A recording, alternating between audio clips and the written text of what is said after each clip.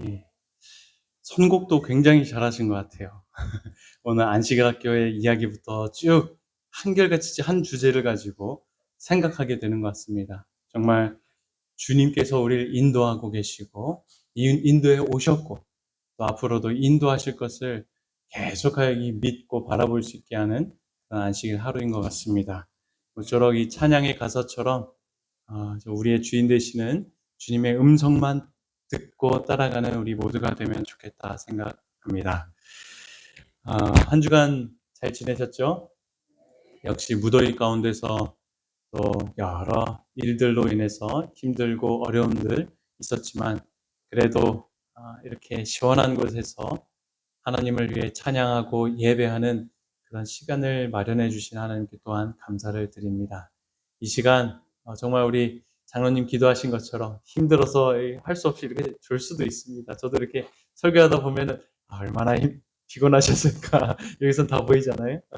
그런 생각이 들곤 하는데 뭐 주무셔도 뭐 하나님 안에서 주무셔도 하나님은 뭐라 안 하실 거예요. 하지만 그래도 이렇게 주님의 음성을 듣고 들어야 그 말씀 가운데서 우리의 소생케 해주시는 능력과 경험을 하는 것이니까 정말 마치는 순간까지 또 이렇게 하나님 음성을 들었으면 좋겠습니다. 오늘은 하나님의 이름 두 번째 엘로힘 이름을 좀 살펴보도록 하겠습니다. 제목은 하나님은 전능하신 분이십니다. 하나님은 뭐라고요? 전능하신 분이십니다. 그렇게 믿으시나요? 아멘. 우리 한번 복습해 볼까요? 우리 저번 주에 엘로이 하나님을 살펴봤어요. 엘로이는 무슨 뜻이었습니까? 나를 살피시는 하나님. 예. 정말 나를 그냥 우리 교회가 아니라 정말 개인적인 나를 가까이서 살피시고 도우시는 하나님이 계심을 잊지 않게 되시면 좋겠습니다. 오늘은 두 번째로 엘로힘입니다. 전능하신 하나님. 신명기 10장 17절에 이런 말씀이 있습니다. 너희의 하나님 여호와는 신 가운데 신이시며 주 가운데 주시오 크고 능하시며 두려우신 하나님이시라. 여기에 나온 하나님, 신, 이 빨간색 표시로 한 모든 단어가 뭐로 되어 있을까요? 엘로힘이라고 하는 히브리 단어로 되어 있습니다. 저번에도 이야기했죠. 엘이 뭐라고요? 하나님. 예. 그런데 좀 더 명확한 의미는 하나님이라기보다 전능한, 또 강한이라고 이해할 수가 있습니다. 사실 이게 더 1차적인 의미입니다. 그렇다면 엘로힘의 힘은 무엇일까요? 로는 이제 엘하고 이렇게 연결돼서 오다 보니 이렇게 된 거고, 힘은 특별히 엘로힘의 힘은 히브리어의 복수형 어미입니다. 복수형이 뭔지 아시죠? 영어에서는 두 가지 이상을 의미하는 것이 복수라고 하는데, 단수, 복수 이렇게 얘기하잖아요. 히브리어에서는 2를 의미하는 것은 쌍수라고 하고 3 이상을 얘기하는 게 복수라고 이야기합니다. 즉 엘로힘, 힘이 붙었다라고 하는 사실은 셋 이상을 의미하는 복수형 단어라고 하는 거예요. 이 엘로힘이라고 하는 자체가 셋 이상의 의미를 가지고 있는 거예요. 창세기 1장 1절에서의 하나님도 복수형인 엘로힘이 가장 먼저 등장해요. 1장 1절이 뭡니까? 태초에 하나님이, 여기에 나타난 하나님이 엘로힘 하나님이에요. 복수형, 셋 이상의 의미인 하나님이 천지를 창조하시니라 라고 성경은 시작하고 있습니다. 이런 복수형 하나님은 창세기 1장 26절에서 그래서 이런 표현이 나오죠. 하나님이 이르시되 어떤 형상을 따라? 나의 형상이 아니에요. 왜요? 그 존재는 하나가 아니라 복수이기 때문에 우리의 형상을 따라 우리의 모양대로 우리가 사람을 만들고라고 이 창조 기사를 기록하고 있습니다. 엘로힘의 복수적 의미를 분명히 전달해주고 있는 말씀들이죠. 그래서 사실 그대로 직역하면 아까 강한, 전능한 이런 것도 직역할 수가 있고 또는 신들이라고 이야기하는 것이 더 어쩌면 1차적인 의미, 직역이다 생각이 듭니다. 하지만 그렇다고 해서 성경이 다수의 하나님이 있다고 가르칩니까? 이 하나님들, 어떤 그런 범신론적인 하나님을 가르치지 않죠. 성경에선 또한 분명히 하나님은 오직 뭐한 하나님? 유일하신 하나님이라고 말씀하셔요. 예. 유일한 한 분이면서 셋 이상의 복수이신 하나님. 하나님 안에 여러 위격이 존재한다라고 하는 사실을 성경은 이야기하고 있는 것입니다. 한 본질 안에 위격이 셋. 예. 우리들은 성경을 통해 성부, 성자, 성령 하나님이 한 존재, 하나님 안에 있다라는 것을 우리가 보게 되죠. 성경을 쭉 살펴보면. 이런 특성을 보고 우리가 한 단어를 만듭니다. 그게 무슨 단어입니까? 삼위일체. 이거 성경에 어디에도 삼위일체라는 단어는 없어요. 하지만 우리가 살펴보니까 성부, 성자, 성령 이 한 존재 안에 있는 특성을 가지고 우리가 삼위일체 하나님이다라고 이야기를 합니다. 뭐 이것을 우리 3차원 세계의 물질이나 현상으로 뭔가 이렇게 쉽게 설명하고 빗대보고 싶은데요. 이게 삼위일체 같이 하나님도 일할 것입니다. 설명하고 우리가 이해해보고 싶어요. 하지만 불가능해요. 우리 3차원 세계에서 이 삼위일체를 이해하고 설명할 수 있는 뭐 빗댈 만한 것도 존재하기 어렵습니다. 이런 삼위 하나님의 특성은 하나님이 감추어 두신 것이기 때문입니다. 오묘한 것. 너무 설명하려고 우리가 이해하려거나 애쓰지 않아야 하는 것입니다. 그래서 선지자도 이런 말씀을 하셔요. 특별히 성령 하나님에 대해서 우리가 참 이해하기 어렵지 않습니까? 성령의 본질은 오묘이다. 오묘한 거예요. 사람들은 성령을 설명할 수 있습니까? 없습니까? 없어요. 없어요. 우리가 뭐 이해해 보려고 그렇게 하지만 사실 설명할 수 없어요. 이 사실을 인정해야 돼요. 왜 그렇습니까? 이어서 이는 주께서 인간들에게 성령을 뭐하지 않으신 거예요? 나타내 보이지 않으셨기 때문에 우리는 성령을 설명할 수도 이해할 수도 없는 거예요. 하나님이 감추어뒀기 때문에. 사람들은 공상적인 견해를 가지고 성경절들을 모아서 거기에 인간적인 해석을 가할지 모르지만 그러한 견해를 받아들인다고 해서 교회가 튼튼해지는 것은 아닙니다. 우리 여러 가지 성령 하나님 부인하거나 뭐 성령에 대해서 막 이야기하는 분들이 있어요. 이런 성경절 저런 예언의 신 다 구해가지고 봐라. 근데 결코 그것이 교회를 뭐하지 못해요?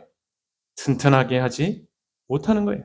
인간이 이야기에는 너무나 깊은 이러한 오묘에 관해서는 뭐가 금이래요? 침묵이 금이다. 너무 성령 막 부인하는 사람에게 막 이렇게 할 필요 없습니다. 우리가 알 수 없을 뿐더러 선지자는 침묵하라 말씀하셔요. 이 외에도 제가 여러 선지자 글에서 이 오묘한 것에 대해서 관심을 갖고 쫙 찾아보니까요. 사실 오묘한 게 너무 많아요. 우리 지존자의 오묘. 이 단어가 표현이 그대로 있어요. 경건의 오묘. 우리가 경건해지는 것도 오묘해요. 우리가 어떻게 예수님 받아들여서 이렇게 성화를 이룹니까? 그죠? 진리의 오묘, 구원의 오묘, 사랑의 오묘, 죄의 오묘. 죄도 오묘해요. 왜 죄가 시작됐나? 이건 설명할 수가 없어요. 그죠? 루스벨이 어떻게 타락했냐는 거. 교만. 하늘에서 교만이 어떻게 생겼냐는 거. 이건 오묘해요. 설명할 수가 없는 겁니다. 말씀으로 오는 변화에 오며 신성과 인성의 연합에 오며 구속에 오며 속죄의 오며 믿음으로 말미암는 의의 오며 오묘하죠. 오늘 정한기 집사님 또 어제 여미 집사님 이야기 오묘한 이야기 한 거예요. 세상 사람들이 들으면 야 저게 뭐냐 이해하지 못해요. 공감하지 못합니다. 신체 조직의 오묘 참 오묘합니다. 은혜의 오며 섭리의 오며 영적 왕국의 오며 하나님이 사람들을 취급하시는 것, 이 죄인을 취급하심에 대한 오며 하나님 능력의 오며 제단에 왜 그처럼 많은 속죄물이 드려져야 했는지 구약 시대에 그것도 오며 실망케 하던 모든 생애의 순간들 오며 그리스도의 성육신 중생 부활 다 오며 그 중에 오며 중에 오며는 화신이라고 했어요. 화신 죽었다가 살아나셔서 부활 승천하시고 다시 왕위를 회복하신 그 그리스도의 오묘함이 오묘 중에 오묘다 이야기합니다. 여튼 우리는 신학이라고 하는 학문으로 하나님에 대한 지식을 설명하고 이해해 보려고 하지만 사실 이 모든 것은 우리에게 감추어진 일입니다. 그래서 명확히 이해될 수 없는 부분들이 분명히 존재하는 것입니다. 때론 이 모든 오묘에 대해서 침묵할 필요가 있는 것이 바로 이 때문입니다. 하여튼 다시 돌아와서요. 오묘한 일이지만 삼위적 특성을 가지신 엘로힘 하나님은요.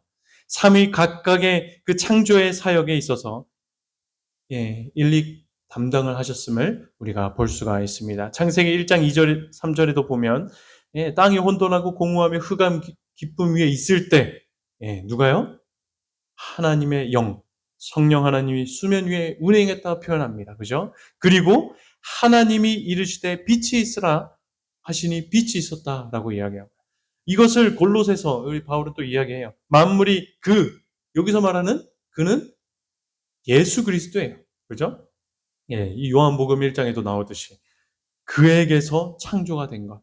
이처럼 창조는 삼위 하나님이 각자의 맡은 그 일들을 일익해가지고 이렇게 창조가 된 것입니다. 무한한 능력과 권세를 지니신 전능하신 하나님이신 거예요. 과학이 아무리 발전해도요, 무에서 유를 창조하는 것이 지금도 불가능해요.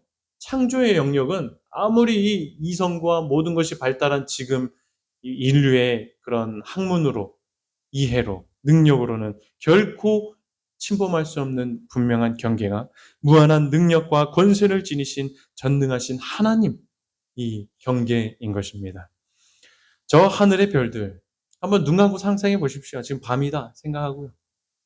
우주를 생각해 보십시오. 지구를 떠나서 우리가 믿는 하나님이 얼마나 전능하신 분이십니까? 그죠? 종종 생각해 봐요. 수많은 행성들, 별들, 은하들. 그 은하, 우리 같은 은하가 수십억 개라며요. 물론 정말 그런지는 몰라요. 마치 우리 이 지구가 몇 억 년 나이가 됐다. 과학의 표현처럼 이렇게 뭐 과장이 됐거나 그런 건지는 모르겠어요. 하지만 그만큼 많다는 거겠죠. 어떻게 저 우주에 떠있게 하셨으며 행성들을 어떻게 저 드넓은 우주를 창조하셨으며 어떻게 서로 정확한 위치에서 각자의 역할을 하도록 하셨으며 어떻게 이 모든 것을 만드시고 관리까지 하시는지 참으로 전능하신 하나님을 우리들은 하늘을 보면 더욱더 고백할 수밖에 없습니다. 이런 전능하신 하나님의 이름을 말하는 엘로힘은요. 구약 성경에만 무려 자그마치 2600회 이상이나 기록이 되고 있습니다.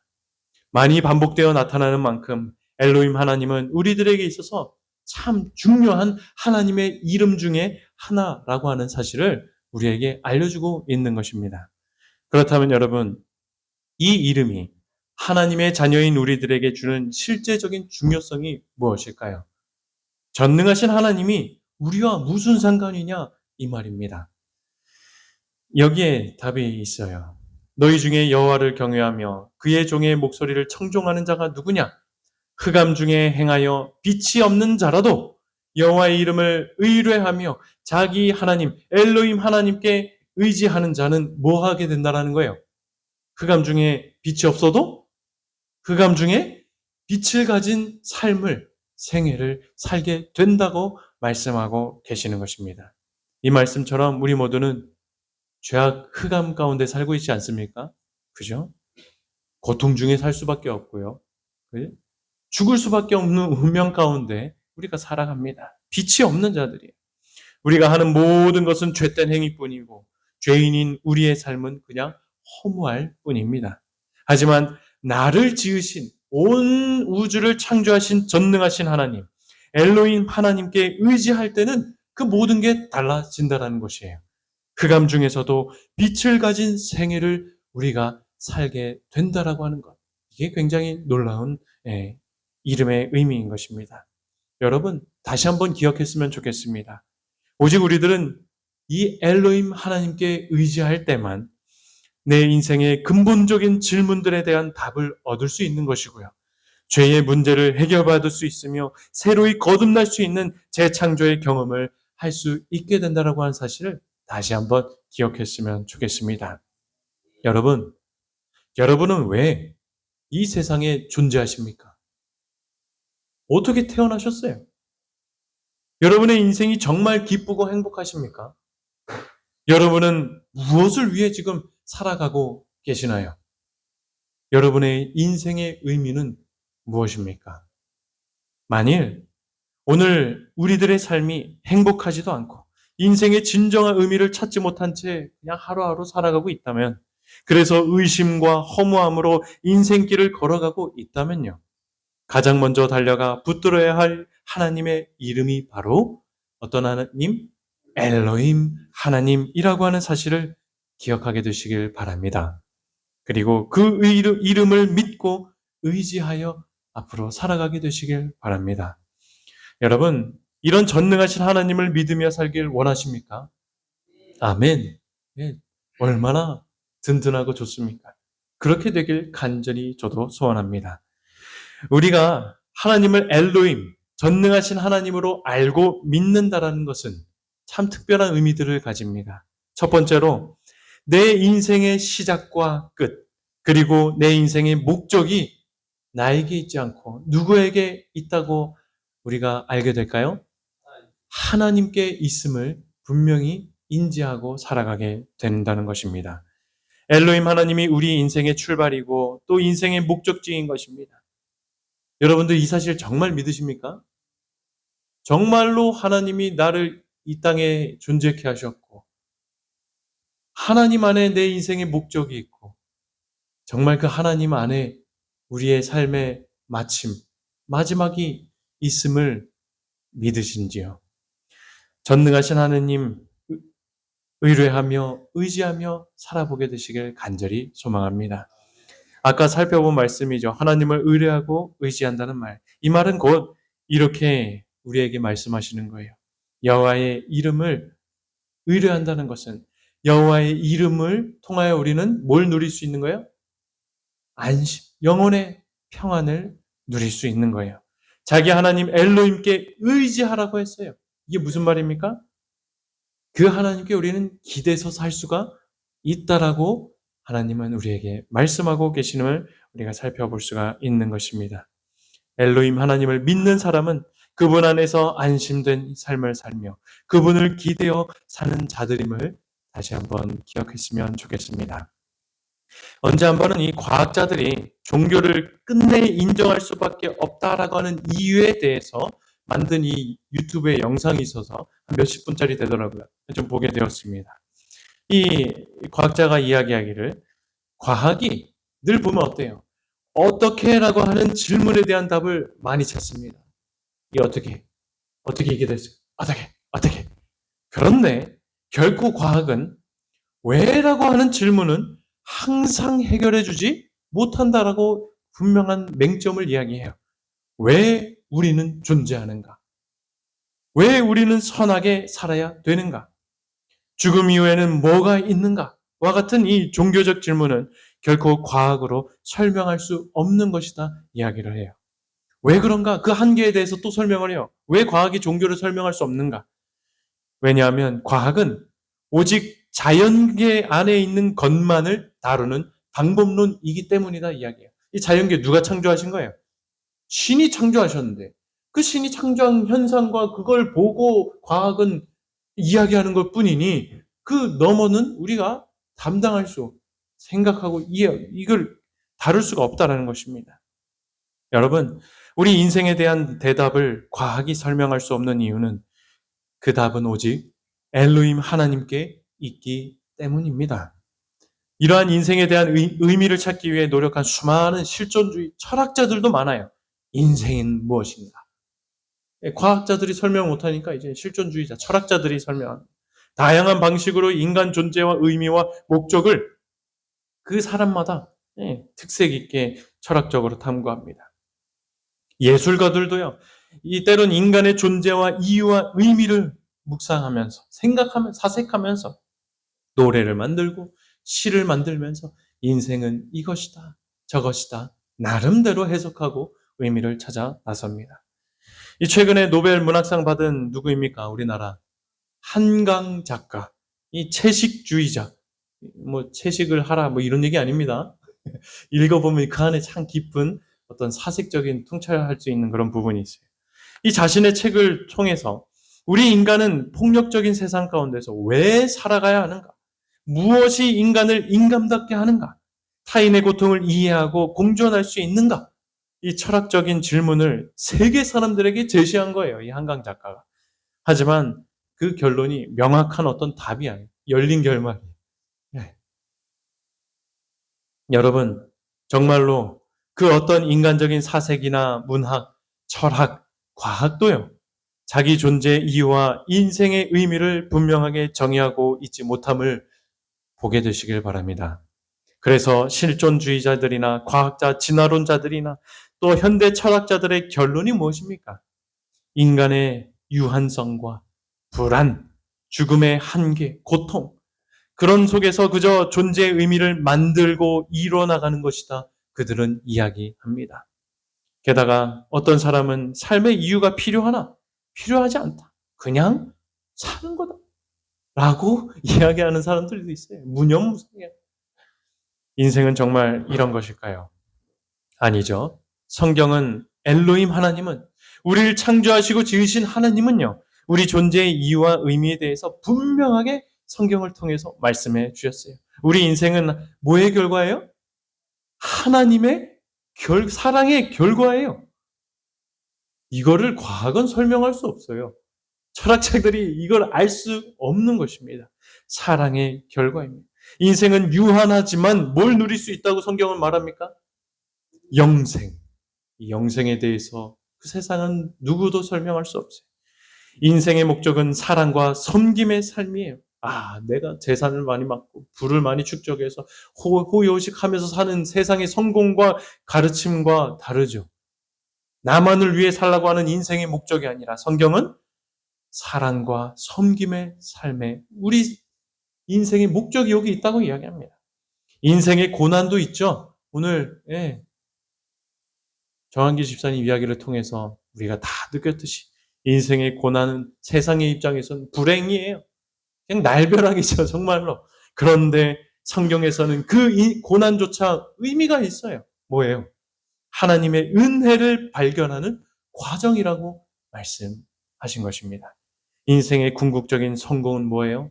하나님의 뜻을 따라 살며 그리스도의 덕을 선포하는 삶.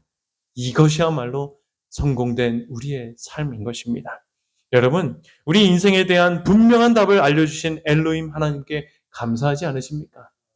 이 전능하신 하나님이 이런 삶을 살도록 도우시고 행해 주시고 계시는 것입니다. 그러니 그분께 기대며 그 안에서 안심을 누리는 인생들은 성경이 말하는 이러한 참된 인생을 정말로 살 수 있게 되는 것입니다. 우리 인생의 존재와 의미, 삶의 목적에 대한 질문의 대답은 전능하신 엘로힘 하나님 안에서 발견할 수 있어요. 이 성경에도 많지 않습니까? 요셉, 고난, 역경이 있었잖아요. 노예로 팔리고 억울한 옥살이를 경험했지만 결국 자신의 존재 목적이 하나님의 구원하시는 그 도구임을 깨닫고 참 그 아름다운 용서와 구원해내는 역사를 이루게 됩니다. 모세, 위대한 광야에서 자신의 존재의 이유를 하나님께로부터 배우고 듣습니다. 이스라엘을 인도하는 삶을 살게 되었죠. 구원했습니다. 또한 다윗, 죄와 실패들, 도망자 신세 속에서도 하나님께 부르짖고 의지할 때 자신의 삶의 의미와 이유를 하나님과 친밀, 찬양, 예배 이런 삶에 두면서 발견하게 됩니다. 바울, 예수를 만나기 전엔 박해하는 자였는데 하나님을 통해 자기 존재 이유가 하나님께 영광 돌리고 복음을 전하는 삶임을 깨닫고는 완전히 다른 삶을 살아버립니다. 전능하신 엘로힘 하나님 안에서 이 일이 일어나게 된 것입니다. 이는 우리 모든 인생도 마찬가지라고 하는 사실입니다. 우리 인생은 죽지 못해 사는 인생이 아니에요. 뼈가 빠지게 고생만 하며 돈만을 위해 살아가는 그런 허무한 존재들이 결코 아닙니다. 인생의 고난과 시련 속에서 상처 입고 쓰러져 그냥 죽는 것이 삶의 목적이 절대 아니라고 하는 사실입니다. 전능하신 하나님 안에서 삶의 이유와 목적이 있음을 발견하게 되시길 간절히 소망합니다. 사랑하는 성도 여러분, 저와 여러분의 인생을 창조하시고 구원하시는 전능하신 하나님의 이름을 의지하며 살아봅시다. 오직 엘로힘 하나님 안에서 우리 인생의 모든 문제들에 대한 해답을 찾고 우리 인생의 의미들을 발견해 봅시다. 얼마나 많을까요? 그런 삶을 살 때 우리들은 안정된 우리의 삶을 발견하며 세상은 결코 할 수 없고 세상이 누릴 수 없는 평안과 기쁨을 맛보게 될 줄 저는 믿습니다. 우리가 엘로힘 하나님을 믿고 고백한다라는 것은요. 그런 삶을 산다는 것은 두 번째로 그분이 오늘의 나를 한없는 사랑과 은혜의 시선으로 보고 계심을 믿는다라고 하는 사실입니다. 하나님께서 나를 사랑의 눈으로 보고 계신다라고 하는 사실이에요. 여러분, 이 사실을 정말 믿으십니까? 전능하신 하나님은 전능하실 뿐만 아니라 우리를 이러한 사랑의 눈초리로 바라보고 계십니다. 예, 우리 정한기 지사님도 얼마나 사랑의 눈으로 봤을까요? 정말 이해할 수 없어. 그죠? 그 수많은 우리가 들었던 이야기들. 하나님이 그때마다, 이 집사님은 아무 생각 없이 잘 때라도 하나님은 졸지도 않으시잖아요? 그 순간에도 하나님은 사랑의 눈초리를 얼마나 우리 집사님을 바라보셨어요. 우리 인생들을 바라보실까요? 왜 사랑스럽게 보십니까? 내 거기 때문이에요. 아까 이유를 잘 모르겠더니 왜 나 같은 사람은 내 거라서 그래요. 이 마음의 요약이 너는 내 것이다 라고 하는 이 말씀, 전능하신 하나님이 이렇게 말씀하시니 얼마나 우리에게 큰 힘과 용기가 되는 말인지 모르겠습니다. 야곱아, 너를 창조하신 여호와께서 지금 말씀하시느니라. 이스라엘아, 너를 지으신 이가, 전능하신 이가 말씀하시느니라. 너는 그러니 두려워 말라. 내가 너를 구속하였고 내가 너를 지명하여 불렀는데 왜? 너는 내 것이기 때문이다. 엘로힘 하나님께서는 분명히 저와 여러분을 창조하셨고 부르셨어요. 그런데 이야기가 여기서 끝나는 것이 아니라 너는 내 것이다. 사랑하는 나의 것이다. 분명히 또 말씀해 주고 계심을 기억해야 할 것입니다. 너는 내 것이라고 하는 하나님의 마음, 과연 어떤 마음일까? 우리는 그 마음을 다 헤아릴 수는 없어요. 하지만 조금은 우리가 이해해 볼 필요가 있습니다. 엘로힘 하나님은 지금도 우리를 바라보시면서 이런 고백을 하셔요. 네, 빨간 글씨만 읽겠습니다. 내가 내 눈에 보배롭고 존귀하며 내가 너를 사랑하였다. 여러분 이런 경험 해보신 적 있어요? 그냥 보기만 해도 보배롭고 존귀하고 막 사랑스러워요. 언제 그런 경험 해봐요? 우리 자녀를 키울 때 그렇지 않습니까? 다 커서 징그러워도 그 자녀들 보면 그런 마음 여전히 있지 않아요? 그죠? 하나님은요, 우리를 만드신 전능하신 분이시지만 그냥 만들어 놓고 아무런 관심 없는 그런 분이 절대 아니에요.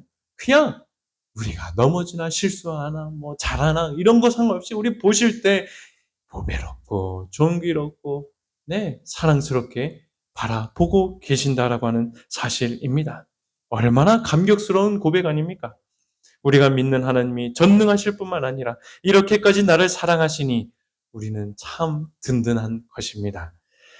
하나님의 사랑이 잘 드러난 성경절입니다. 나는 너를 잊지 아니하겠다. 시들지 않겠다. 네. 우리 부모들은 잊을 수 있어요. 그죠? 그래서 애들을 버리고 망가집니다, 가정. 하지만 하나님은 시들지 않아요. 우리를 향한 관심과 사랑. 나는 하나님께 대한 사랑이 식었다가 뭐 했다 이럴지라도 하나님은 결코 그렇지 않다는 거예요. 그만큼 사랑하시네요. 네, 심지어 이렇게 말하죠. 그가 너로 말미암아 기쁨을 뭐하지 못해요? 이기지 못해요. 아, 너무 기뻐요. 그냥 우리 때문에. 너를 잠잠히 마음에 새기며 사랑하시고 너로 말미암아 즐거이 부르며 기뻐하신다 말씀하십니다. 하나님의 마음 조금이라도 느껴지십니까? 그런 전능하신 하나님이 또한 저와 여러분 각 인생을 사랑해 주심을 느낄 수 있는 것 같아요. 내가 물 가운데 지날 때 내가 너와 함께한다. 강을 건널 때 물이 너를 침몰치 못하게 할 거고 불 가운데 지날 때 타지도 않을 거고 불꽃이 너를 사르지도 못하게 할 거고 여러 사탄의 유혹과 나의 가정의 어려움과 내 건강과 모든 것들이 우리들을 잠식하고 유혹할지라도 내가 너와 함께하겠다. 그리고 너를 구원하겠다. 이게 우리 엘로힘 하나님의 마음인 것입니다. 정말 이 이름이야말로 깨지고 상한 우리 인생들이 붙들어야 할 하나님의 이름임에 분명합니다. 한 신학과 교수님의 수업이었습니다. 어느 날 강의실에 가보니 책상 위에 유리병 여러 개가 쫙 있었습니다. 이게 학생 수만큼 있었어요. 그리고 그 옆에는 포스터, 물감과 붓이 준비되어 있었습니다. 그리고 교수님은 그 수업 시간에 공부는 안 하고 유리병에 각자의 인생을 상징하는, 의미하는 그림을 한번 쫙 그려보라고 다 나눠줬습니다. 열심히 그 시간에 학생들은 그림을 그렸어요. 누구는 훨훨 날아가는 새, 난 이런 새처럼 날 거야. 나비처럼 아름다운 인생, 또 뭐 바다처럼 나는 모두 이렇게 나누는 뭐 여러 가지 이제 뭐 그림을 그립니다. 그런데 문제는 그 다음이었어요. 교수님은 이런 누런 종이봉투를 다시금 나눠주셨어요. 그리고 자신의 인생을 그린 유리병을 여기다 넣어서 앞으로 제출하라고 했어요. 그렇게 다 제출합니다. 그랬더니 교수님이 이런 행동을 하셔요. 이 종이 안에 있는 유리병을 망치로 가지고 다 깨부수는 거예요.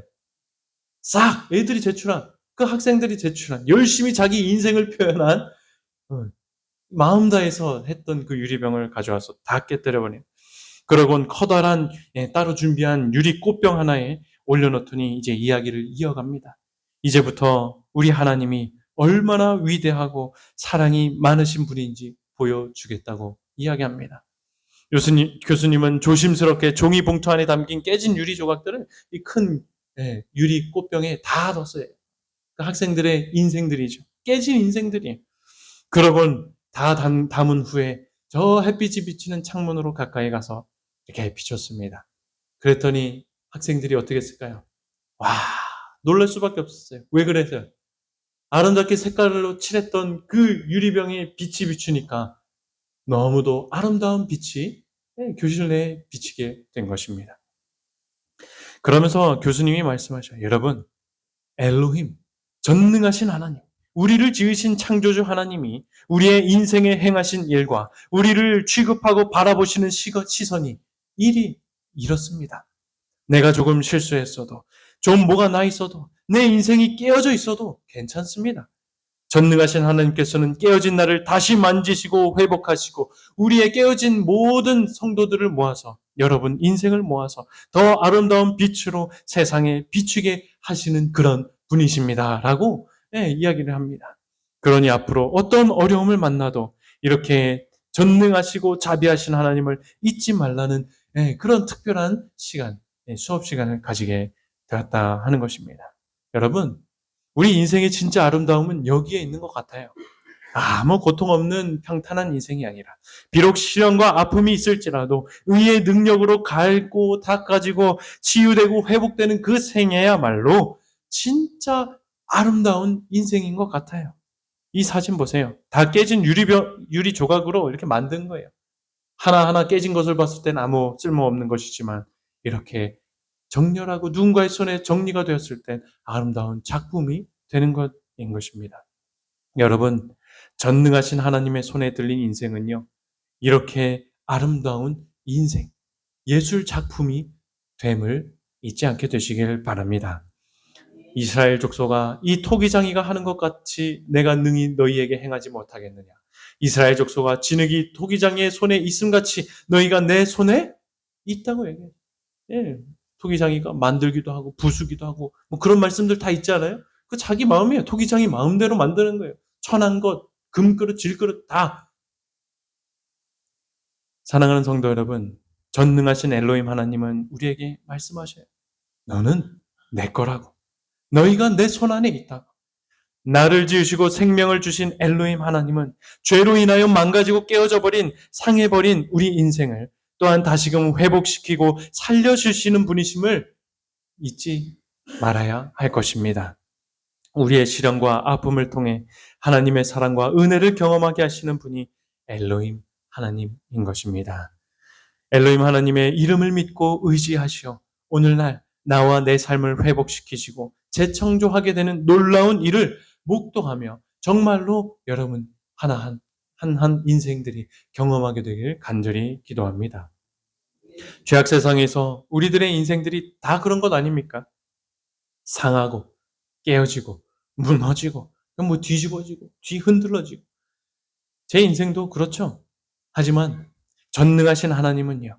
이런 제 인생을 다시 조각하시고 다시 빚어가시면서 당신 안에서 아름다운 인생이 될 수 있도록 하셨습니다. 지금도 앞으로도 저는 당신의 선한 것을 담을 수 있도록 해 주실 것을 믿어 의심치 않습니다. 이는 여기에 계신 여러분의 인생도 마찬가지라는 거예요. 인생이 좀 망가졌고 깨어졌고 실수하고 넘어졌더라도 괜찮습니다. 우리 모든 인생 그릇들을 다시 빚어가시는 전능하신 하나님을 바라보며 의지하시어 그분이 이루시는 놀라운 일을 맛보게 되길 간절히 소망합니다. 너희는 눈을 들어 누가 이 모든 것을 창조하였나 보라. 주께서는 수요대로 만상을 이끌어내시고 그들의 모든 이름을 부르시나니 그의 권세가 크고 그의 능력이 강함으로 하나도 빠짐이 없다 말씀하셔요. 예. 아까도 생각해 봤지만 하늘의 별들, 예, 밤하늘에 내려, 우리 아마 저 산해면에 사신 분들은 더 할 거예요. 그죠? 예, 거기는 읍내에 비치는 빛이나 이런 게 없기 때문에. 쏟아지는 그 별들. 어떻습니까? 그걸 보고 있으면. 전능하신 하나님이 마구마구 느껴지지 않으십니까? 이 셀 수 없이 많은 별들을 만드신 전능하신 하나님. 그분이 엘로힘 하나님. 어떤 상황과 삶 가운데 놓여 있을지라도 그분을 인식하는 삶을 살아봅시다. 그분을 찬양하고 그분을 예배하며 살아봅시다. 그렇게 한다면 전능하신 하나님의 권세와 능력을 우리도 나누어 받아서 인생이 제자리로 돌아오며 내가 새로이 거듭나 이제는 보이지 않던 세계를 바라보며 힘쓰며 살게 될 줄 저는 믿어 의심치 않습니다. 우리가 이러한 엘로힘, 전능하신 하나님의 이름을 의지하고 믿는다는 것은요. 마지막으로 하나님이 내 인생을 통해 하실 일까지도 알고 믿음으로 보게 된다는 것입니다. 그 일은 내 인생을 통하여 하나님께서 뭘 받으신다? 영광을 받으신다라고 하는 사실입니다. 제가 참 좋아하는 성경줄 중에 하나예요. 내 이름으로 불려지는 모든 자, 곧 내가 내 영광을 위하여 창조한 자. 참 저는 인생에 고민이 있거나 막다른 인생길에 접어들게 되었을 때나 미래에 대하여 불안할 때마다 이 말씀을 늘 기억했던 것 같아요. 그래서 하나님께서 당신의 영광을 위해 나를 창조하셨다 했지. 지금도 나를 그렇게 인도하시겠지. 늘 이렇게 생각했던 것 같아요. 그래서 무엇이든 고민했던 간에 이 말씀을 통해 저는 늘 하나님께 영광이 되는 삶을 살아야겠다. 다시금 회상하고 생각했던 것 같습니다. 예수님도 말씀하셨죠. 하나님 영광, 착한 행실로 너희 아버지께 영광 돌리는 삶을 살라고. 바울도 얘기해요. 뭘 하든지, 뭘 먹든지, 어딜 가든지 하나님의 뭘 위해서? 영광을 위해서. 여러분, 우리 인생의 제일이 되는 목적이 무엇입니까? 성경은 하나님을 영화롭게 하는 일이다 말씀합니다. 우리 모든 인생은 내가 영광 받으려고 애쓰는 삶이 아니라 하나님께 영광이 되는 삶을 살아야 하는 것입니다. 하지만요, 생각해보면 이 일은 우리가 결코 이룰 수가 없는 말이기도 해요. 이 죄인은 어떻게 하나님께 영광된 삶을 합니까? 아무리 내가 웅변이 좋아서 이렇게 말을 한다 할지라도 이 부족한 언어가 어떻게 하나님께 영광이 됩니까? 죄된 우리의 생각과 행위가 어떻게 하나님께 영광이 됩니까? 결코 그럴 수 없겠죠. 그럼 무슨 말인가? 이 말씀은 저번처럼 다시 말씀드리면 하나님이 자신의 영광을 드러내시기 위하여 우리 인생을 창조하실 뿐만 아니라 우리 인생을 통하여 재창조하시고 드러내시겠다라고 하는 당신의 의지이자 선언의 말씀인 것입니다. 하나님께서는 제 인생의 고통과 아픔을 통해 주변 사람들로 하나님께 영광을 드러내셨어요. 제가 한 일은 하나도 없습니다. 부모를 잃고 외롭고 우울한 그런 나날들을 보내야 했던 어려운 순간들이 있었지만 우리 가정을 회복해 주신 하나님을 저는 찬양하게 되었고 우리 가정을 지켜본 온 성도님들도 하나님의 위대하심을 바라보았죠. 믿지 않는 자들까지도 하나님을 찬양합니다. 아마 하늘 지성적 존재들까지도 제 생애의 일들을 통하여 하나님께 경배 돌리며 영광 돌렸을 줄 저는 믿습니다. 그런데 돌아보면 이 모든 것들은 하나님께서 친히 이끄셨다는 것이에요. 아픔도 하나님이 허락하신 거고요. 회복도 하나님이 이루시면서 당신의 놀라운 사랑과 은혜, 영광을 드러내셨던 것입니다. 이런 하나님이 우리 각 인생 속에서도 당신의 영광을 위해 함께 하심을 꼭 기억해야 하는 것입니다. 전능하신 엘로힘 하나님을 바라보고 믿으면요, 아무리 내 인생이 힘들고 고통될지라도 인내할 힘이 생기는 것이에요. 은혜를 기대함으로 기뻐하며 행복하게 살 수 있게 되는 것입니다. 정로의 계단의 말씀입니다. 이 세상에서 저희를 괴롭게 하는 모든 죄와 모든 불완전한 것이 그리스도의 피로 말미암아 완전히 제거되고 태양의 광선보다 훨씬 뛰어난 이 아름답고 광채가 나는 당신의 영광을 저희에게 나누어 주게 될 것이다. 분명히 나눠준다고 했어요. 소망을 품은 갇혔던 자들아, 여호와께로 돌아오라. 하나님, 살아계신 전능하신 하나님께 힘을 구하라. 우리가 믿음으로 그분의 힘을 붙잡았을 때 그분께서는 가장 희망이 없고 절망적인 전도를 변화시키시되 놀랍게 변화시키실 것이다. 그분께서는 당신의 이름의 영광을 위하여 당신이 이 일을 하실 것이다. 이 엘로힘 하나님은 우리 인생을 통하여 영광을 받으시려 당신의 영광을 버리고 이 땅에 오시지 않으셨습니까? 그리고 승리한 생애를 사시고 부활하시고 승천하시고 하늘 지성소에서 또 우리 각 심령 가운데서 이 엘로힘 하나님의 능력을 나눠주시면서 베풀어주며 능력을 주시길 원하고 계십니다. 우리 모두가 예수님께 나아가 엘로힘 하나님의 권능을 나눠봐 회복되고 변화된 삶을 우리도 살아야 하지 않겠습니까? 사랑하는 성도 여러분, 이제 말씀을 정리합니다.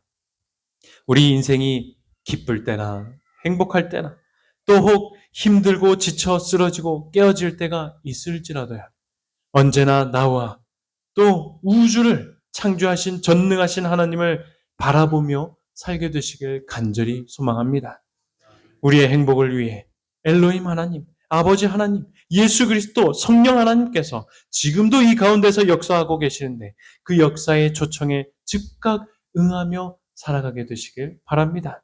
그렇게 한다면 이 땅에선 이해될 수 없었던 일 속에 담겨져 있던 하나님의 은혜와 사랑을 발견하게 될 것이고 우리의 망가진 상황들을 역전시켜 주시며 죄로 인하여 누릴 수 없는 것들이 제거되며 이제는 주 안에서 늘 기뻐하고 행복한 생애가 무엇인지 맛보며 살게 하실 줄 믿습니다. 이러한 전능하신 하나님의 능력이 엘로힘, 그분의 이름을 믿고 의지하는 오늘날 저와 여러분 인생에 정말로 풍성하게 임하여져서 기쁨과 행복이 충만케 되어지게 되길 믿고 바라며 오늘 말씀을 마치겠습니다.